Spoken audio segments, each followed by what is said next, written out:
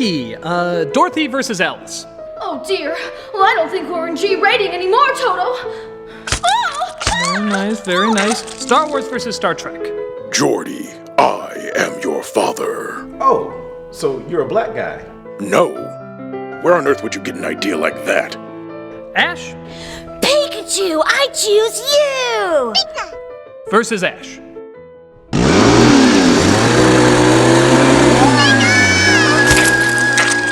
Hello, I'm the Nostalgia Critic. I remember it so you don't have to. Versus battles are everywhere now. At least, in terms of talking about movies. Granted, there were certainly a few in the old days with monster films, but for years, even when audiences demanded a crossover, it almost never happened. But nowadays, producers are finally waking up and using their copyrights wiser. Well, for the most part. And getting versus battles we always wanted to see. Even if sometimes we wish we didn't see them. So this Nostalgia-ween, I'm trying to see if I can cash in on the next big fad. Oh, suck it up! Pokemon, go fuck yourself. If you're wondering where a lot of this started in recent years, you can make the very real argument that it was possibly Freddy vs. Jason.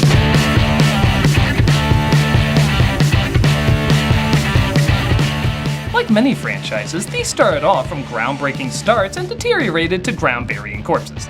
Or, in this case, the same thing. Friday the 13th and Nightmare on Elm Street were horror classics of the 80s that were given so many sequels they became literally comical. I'm still shocked the poster for Jason Takes Manhattan doesn't look like this. They got so silly and crowd pandering that audiences demanded the ultimate crowd pandering. After that too. Christ, these movies, it was bringing them together. After years of begging, they finally made it happen. And who better to take charge of these two classic monsters than the director of Chucky's Comeback with a question mark, and of course the warm-up Bad Last Airbender movie. Let's wrap up Nostalgia-ween with one of the biggest horror crossovers ever. Good guess. Freddy vs. Jason. It opens with Freddy Krueger remembering the good old days of the bad old days. The Springwood Slasher. That's what they called me. I remember also looking 20 years younger, but my memory's weird that way. The parents burn him alive after the justice system lets him go, and he talks to the audience about what became of him. When I was alive, I might have been a little naughty, but after they killed me, I became something much, much worse. Sequels. Weird Power Glove promoting sequels. But he brings up that somehow people have forgotten about him, and he can't exist if people aren't afraid. Being dead wasn't a problem, but being forgotten, now that's a bitch! I've become Basic Instinct 2. Yeah, that was the thing. You didn't even know that! So he uses what's left of his power to bring Jason back to make people remember him, as we're given this pretty classic horror film setup. Is that you? Okay, now this is something I want introduced to the younger viewers in the audience. This is what they used to call a rated R film. I know you think the most extreme films go up to PG-13, but there was a day when movies went up to R. They were called the non-pussy years, which ironically had a lot more pussy. Once in a while there are films that dare to venture into that realm, but as long as Hollywood thinks 13 is the only demographic that exists, they all but whisper. This Elizabeth Banks prototype is of course attacked by the resurrected Jason, causing her to hide.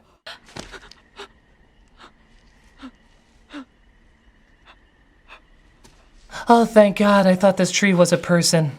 I'm pretty dumb. But it turns out it's just a dream by Krueger, who looks like his mother, who convinces Jason to kill the kids on Elm Street. The children have been very bad on Elm Street. Make them remember what fear tastes like! But wait, shouldn't I be on a space station in the future? And shouldn't you be aware that you're a fictional character in a movie? Quiet or I'll tell the guy who did The Last Witch Hunter to give you another reboot. They're really doing that? Yeah, sorry, dude.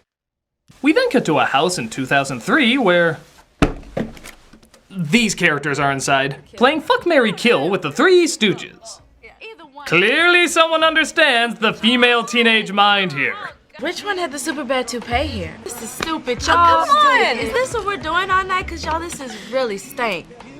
Let me guess, she sounds like that throughout the entire movie? Drop kick your ass. Fruitful dogs that keeps humping this big old. Come on, get real. Let's go shake our ass to the dance floor.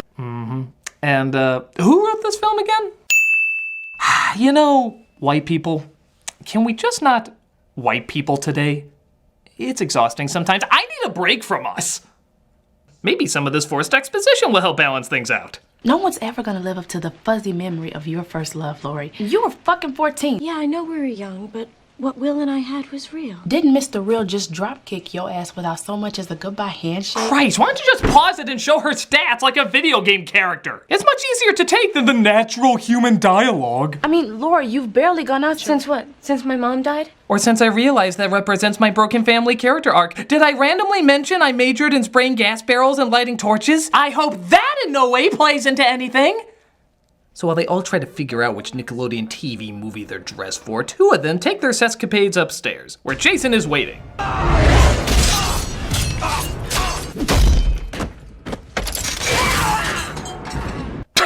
Okay, I'll give this movie credit. Murder by bed sandwich is not something I see very often. Quick, let's go out in the rain where our clothes can get tighter. You kids need some assistance? The cops think it's more than a coincidence that a murder happened at this house on Elm Street, but they know even saying Krueger's name can give him more power. It's gotta be Freddy Krueger. Hey, don't even say that son of a bitch's name out loud. We just took care of our Beetlejuice, Voldemort, and Candyman problem. When will people learn names are bad? They question Lori at the station while the boy hitting on her swears revenge on whoever killed his friend. I'm gonna take him out myself, Trey. Swear to God. But the deep-fried Sandman comes in to make things worse. Okay, I'm all right. Well, that was a natural thing to say. Okay, I'm all right. I just thought I'd calmly alert the audience of that. I'm okay, I'm all right. Freddy seems to catch the same talking to the crowd virus. Not strong enough yet. Well, I will be soon enough. That effect did look pretty lame.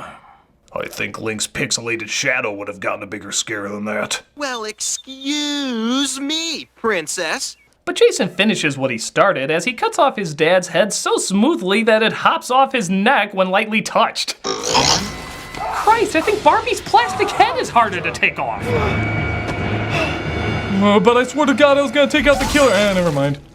Talk of the murders reach a mental institution on the acronyms attempting to be clever news, where Lori's old boyfriend Will, played by Jason Ritter, watches in horror. Come on, turn it back on, man! I never asked for anything, just turn on the fucking TV, please! Grunkle Stan is on another killing spree! It's okay, I got a ton of them in my Dipper joke book. Will and his friend break out of the institution, though, to warn Lori and prove they're not crazy. In the most crazy way possible. 1, 2, Freddy's coming for you. Cause that's when he comes for you. In your dreams. He came back. Back for revenge in our nightmares. Hi, Mark, by the way. I'm a friend of Will's. Real sweet guy. You're gonna die! Will finally shows himself by appearing on the other side of the hallway. Guess Mark was his opening act? But she passes out, resulting in her recovering in the nurse's office, where I guess friends can wait. Got your nose! That's some shitty CGI! Oh, thank God, I just dreamed our effects were that bad. So Will and Mark go to see what they can figure out about Krueger, but it looks like all the information is not available. Or actually it is, they just literally black it all out. That wouldn't cause any suspicion.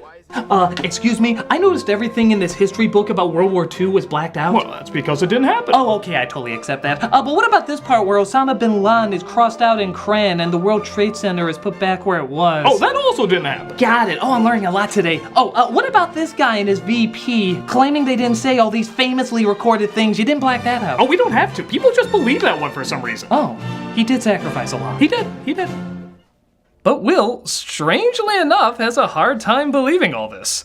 They never told us about Freddy because that's how they decided to beat him. They locked up all the kids who made contact with him so they wouldn't infect the others. That's crazy. That's why I broke out, to warn Lori about this crazy thing I don't believe in. What am I doing again? Insert early 2000 blurry cam filmmakers thought would be cool. Whoa, how come I can't focus on anything? Avant-garde! As everyone partakes in a cornfield rave. Thing? Man, this party's awesome! I especially love the crucifying kids over there! Meanwhile, one of the nerdy kids tries hitting on Lori, but Kia tells him to buzz off. You tear me down to make yourself feel better because you really hate yourself, which is kind of pathetic when you actually stop and think about it, assuming, of course, you can think. Well, I don't know about you, but that drew me closer to him. Come on, let's dance. Come on, Linderman, let's go. I really dug all that stuff about you saying I'm pathetic. You really know all the lines. Will finds Lori, though, and approaches her. They seem, though, to have a hard time figuring out what's going on. Police have been acting really weird, like they know something, and... Where was your dad? What is going on, Will? Well, look, 4 years ago, I thought Oh, enough with this bullshit talk. Let's go shake our ass to the dance floor. Come on. Oh, yeah, screw murder, man, dance! It's all about the dancing! Haven't you learned that getting our priorities straight has never been a priority? So Freddy tries to go after a passed out girl in her dreams. Funny, because being drunk stops REM sleep. But Jason kills her in the real world before he can get to her. She's mine!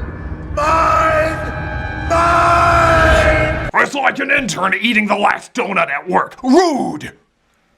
Some other teens see Jason and light him on fire, but that just makes him mad.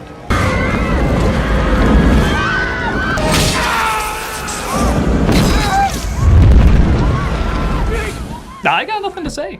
This is awesome. The teens escape just in time for Will to reveal a big secret. The reason I was sent to Weston is because I saw your dad kill your mom.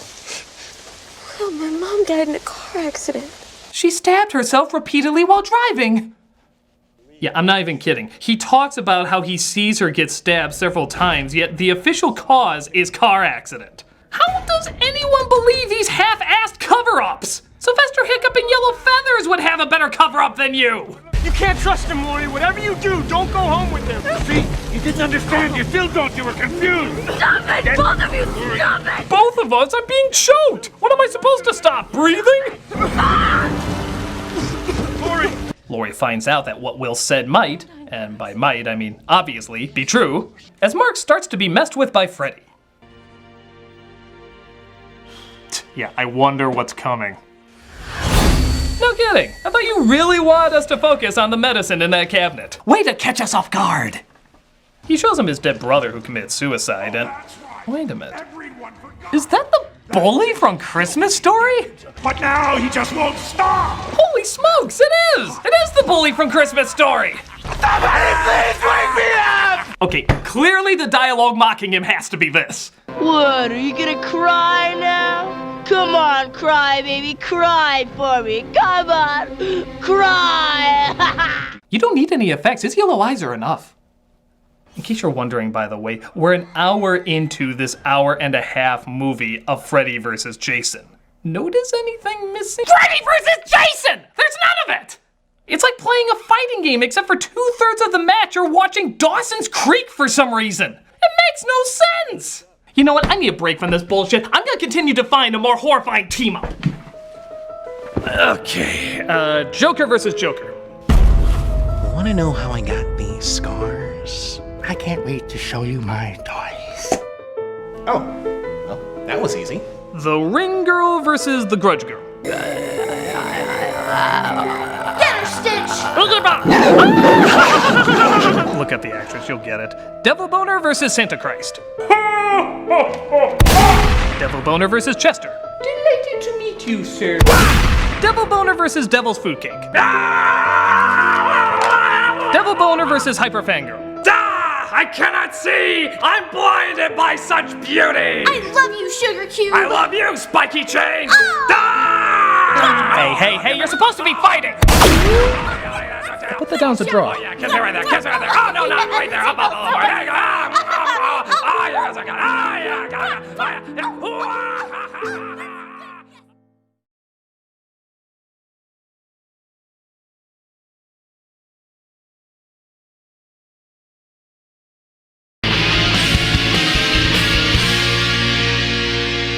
So the kids are determined to figure out why Freddy was covered up. They sneak into a laboratory where they see all the past survivors. Are they dead? Yeah, they usually give dead people oxygen. But the human version of Droopy goes to see what's going on and gets axed off by Jason. All while Freddy tries to take over the mind of one of the teens.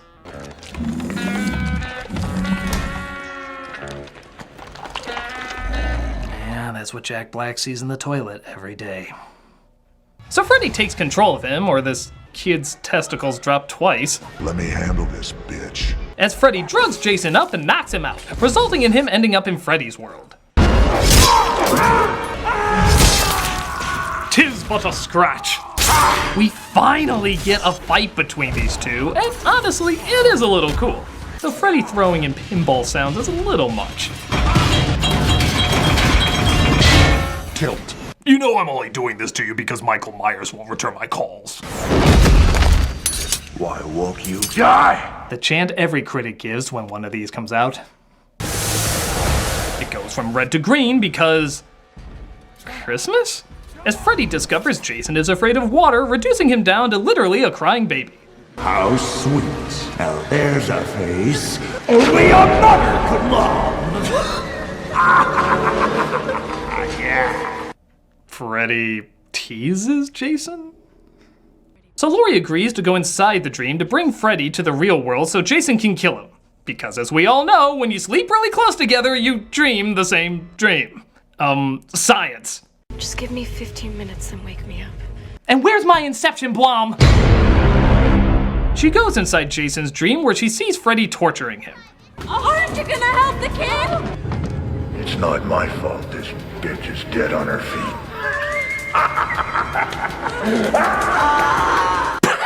You know, that wave is so happy they should run it at the end of Beverly Hillbillies. But now it's time to say goodbye to Jed and all his kin. They would like to thank you folks for kindly dropping in. They drive to the camp where the first Friday the 13th took place. Because who knew that Crystal Lake was right next to Elm Street? It's literally across the street. As she saves and wakes up Jason, only to also find out that Freddy possessed her dad to kill her mom. Freddy, it was you. Yeah, I guess that's the big shocker in this movie. You know, if I pretended that was a good twist, would you? No, you have nothing to offer. I'm just calling that dumb. Meanwhile, the teens never learn that in a horror film, you keep a lantern away from gasoline. Who the hell is a lantern in 2003?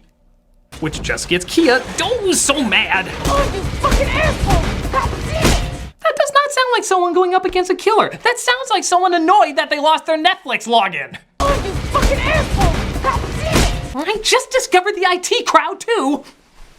So they look for any weapon they can find. America.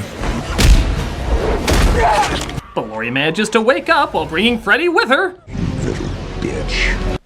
Dream science! As we finally get the big showdown we were promised.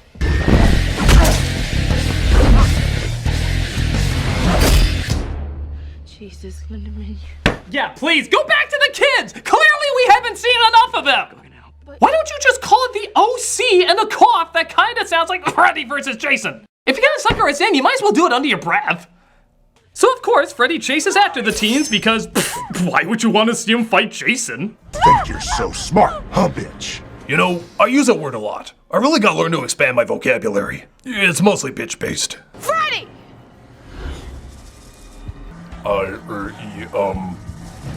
Guess I'm going over here? Tell me something. What is with the butternuts? You trying to compensate for something? Wow, I think that's the scariest face he's made throughout the movie. That's just longing to become a meme. Like, Walmart has edible panties, you say? Or, I farted, and it smells exactly how I look. Do what you want with it, internet, it's on me. Finally, Jason's like, piss off, bitch, my movie. And they get to some real fighting. To be fair, when they actually do fight, it is kind of fun. I like how he slams him through like a dozen windows or fires air tanks like torpedoes. Even Jason's crotch apparently is so hard it hurts Freddy's foot. Oh my god, what are those made of? Those chomp balls from Mario 3? Hey, asshole! Oh, I really should have thrown bitch in there.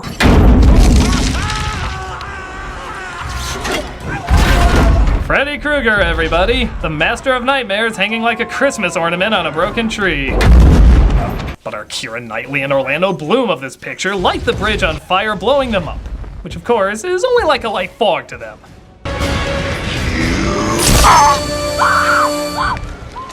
And I'm out.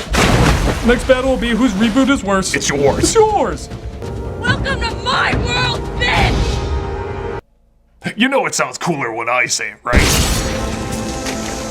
It all seems to be over until Jason walks out holding Freddy's head.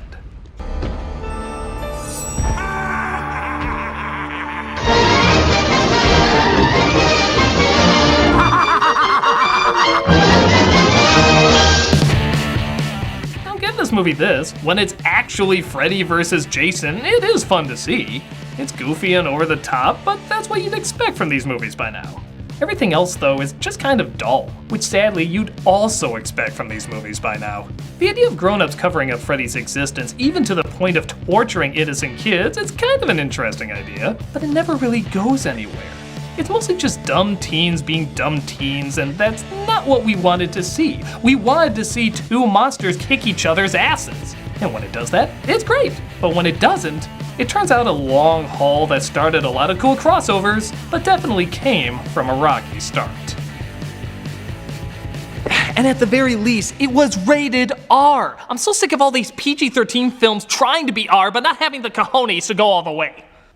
Now you hold on a minute there, sir. That is rude. Yeah, Zack Snyder and Michael Bay here. We're the kings of PG-13. We take great offense to that. Christ, you two are the reason so many R films are few and sucky now. We represent the best in corrupting young 13-year-old minds. Yeah, it's the age where they're smart enough to accept the best, but lazy enough to still accept the worst. Why, that's my thought too. No kidding. We should talk more. Come on, it's nice. No, you shouldn't. You two shouldn't do any talk.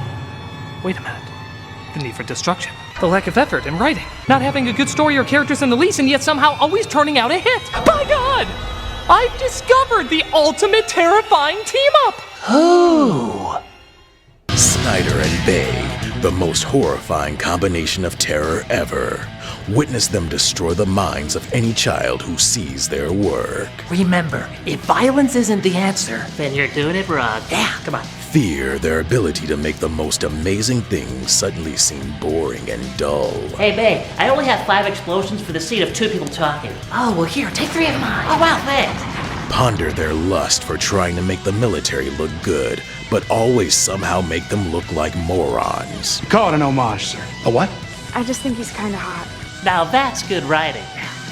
And flee in terror from their never-ending use of hot women to distract from the obvious truth. What's that? Well, it just looks like you're clearly overcompensating. For what? You really don't know.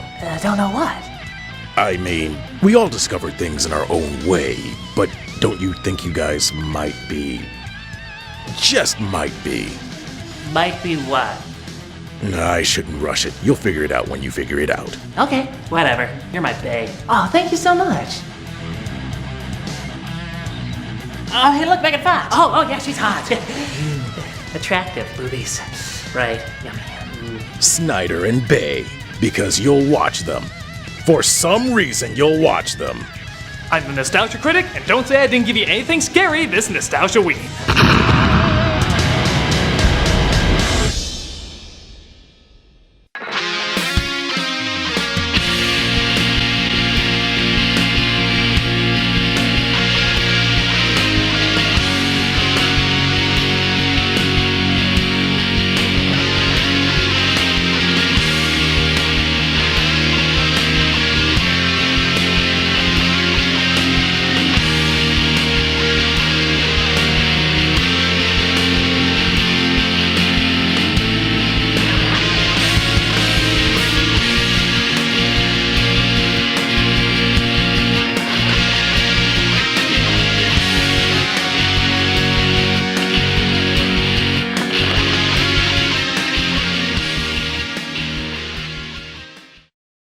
Y'all, this is really stank.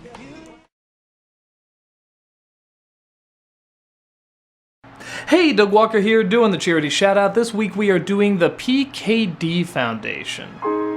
This is the only organization in the United States solely dedicated to finding treatments and a cure for polycystic kidney disease and to improve the lives of those it affects. They do this through promoting research, education, support, and awareness on a national level, along with direct services to local communities across the country. They are the largest private funder of PKD research. Over the last 30 years, they have invested more than $40 million in basic and clinical research. They do this with one simple goal: to discover and deliver treatments and find a cure. If you look at their site and their YouTube channel, you can see all the people they help as well as all the lives they make better. And you too can join them in that battle. So click the link, check out their great work, and see how you too can make a difference.